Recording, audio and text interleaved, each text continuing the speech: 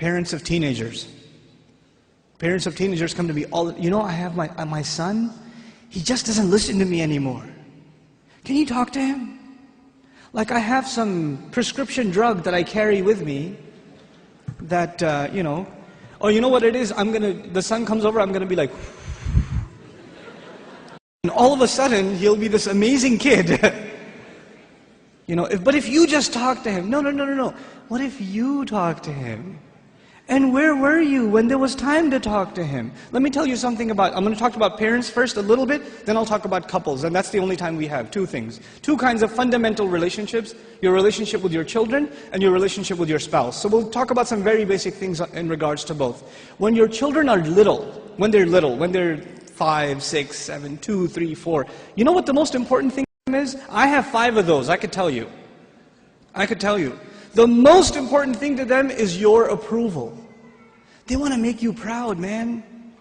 They want to show you what they did. I'll be on an important work phone call, and my son will come over, my 2-year-old will come over, Abba, Abba, Abba, Abba, Abba. I'm like, okay, hold on. What is it? Nothing. I'll go back on the phone, and he'll start calling me again. I'll be like, okay. What is it? I want to show you something.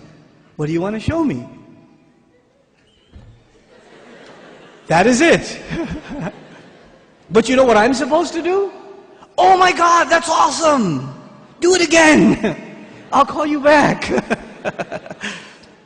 You're supposed to appreciate what your children do. They live for that. They desire that more than anything else. I have 3 girls, and you know the difference between girls and boys. Boys can't sit still, and girls can't stop this. Right? So I pick my girls up from school. One's in 1st grade, the other's in 3rd grade. I pick them up from school. It's a 25-minute ride back home. And what are they doing the whole way? You know what happened today in class? We colored a dinosaur and we did this and that, and I was coloring it purple, but I decided to put in some green, and they're going on and on and on and on and on. And they cannot help themselves. And they cannot stop. And I have to pay attention and listen. I have to listen and say, oh, what about blue? No, I did only a little bit blue. Right? I have to pay attention. And you know why I'm saying all of this? Just one more story on the side, just to wake you up a little. I share this story all the time. My oldest daughter, my eldest, Hosna, when she was younger, she was really into finger painting. So she'd dip her hands in paint and just making a big old mess, right? And she brings this big cardboard to me, and it's a big blob of blue. I don't see anything, right? And she says, Abba, look what I made. And I'm sitting there going, that's awesome, a mountain. And she says, no, it's Mama. And I was like, oh,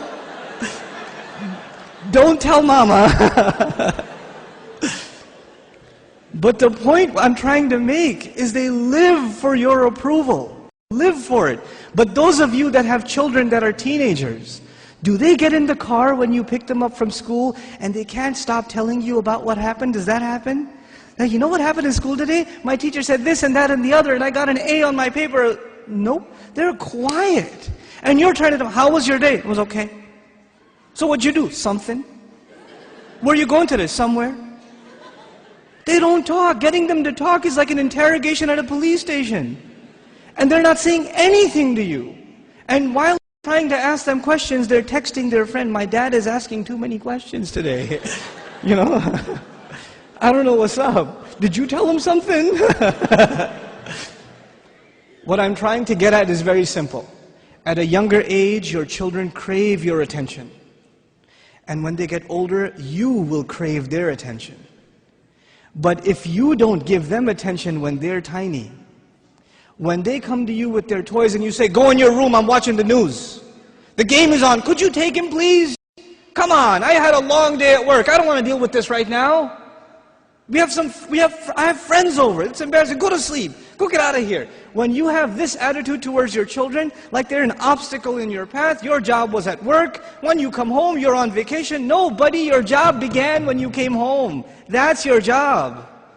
What you did over there is just to fulfill your real job at home. Be a father. I'm talking to the men here. Be a father. Spend time with your children. They're not just there so you put them in school and you come home from work, you just want to go to sleep. You don't want to bother with anybody. You don't want to talk to them. And actually the easiest way to not talk to them is get them an iPod Touch and an iPhone. and get them a computer and a laptop in their own room with high-speed internet, so you don't even have to look at their face. They could just be in their room all day Facebooking, finding themselves a new set of parents online. Seriously. Be a father, be a mother. Don't replace your motherhood and your fatherhood with these things, because if you do, when they become independent, you know what happens to most parents?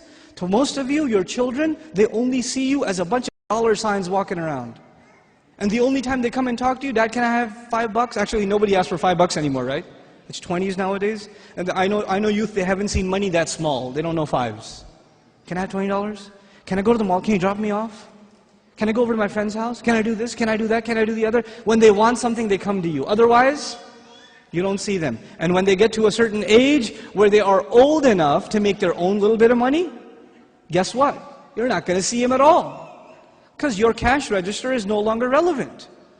That's no longer relevant. If this is the relationship you are setting yourself up for, you're headed for destruction. We got to change this now. And the way to change it, and it's going to be hard for a lot of you to implement this, but we have to be friends with our children.